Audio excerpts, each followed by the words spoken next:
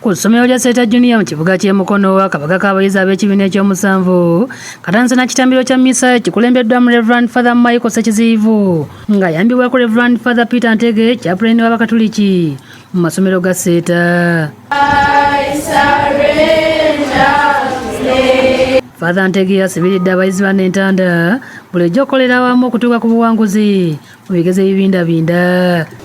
And we are all desirous of which are great for. Ye Father Ssekiziyivu abasabye okwekwasa Katonda nga y'anaabawanguza. If people find you when you have made it, just tell them we have God.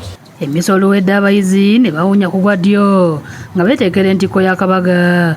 Bakyusizza engoye nga bambadde ne banekanekana nga batambulidde ku kiwempe ekimyufu nga boolesa emisono.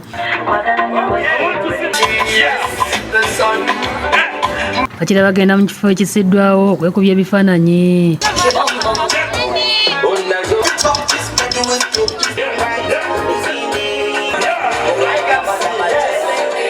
Olw'okuba nga kabadde kabaga k'abayizi bano bakeezeddwa okusiba enviiri n'okusala buli musono.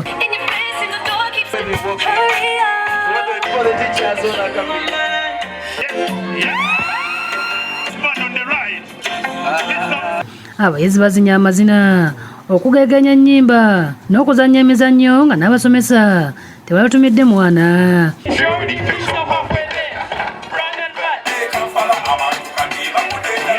Batendereza abasomesa baabwe olw'okubasomesa obulungi.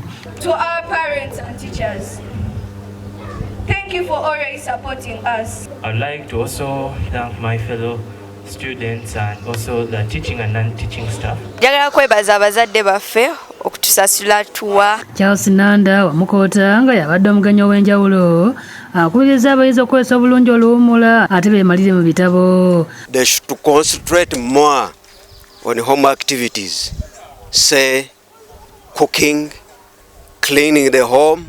Agulidde abayizi ente okubayozaayoza nga beteekera ebigezo n'atendereza abasomesa olw'omulimu amakula gwe bakola nga bakulembeddwamu mukulu waalyo. Thank you, Brian, the head teacher, Seeta Junior School. Abayizi bakyusizza engoye omulundi ogwokusatu ne bagabulwa ekijjulo mwe basalidde ne keeki n'okugabulwa bbalaafu.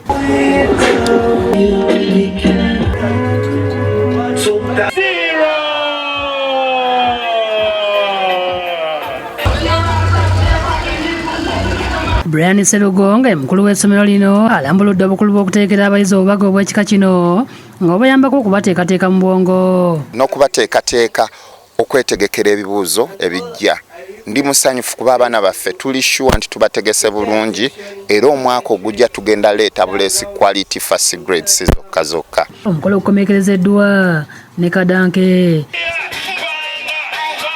Oluvannyuma abazadde b'abayizi bawaddeyo paasipooti zaabwe n'ebirala okubatwala e Mombasa mu Kenya okulambula ebimu ku bye basoma naddala mu ssomero lya SST.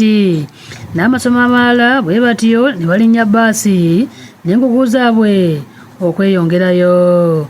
Maria Nantumbwe yakusakidde eggulu lino ku Lwabukedde TV.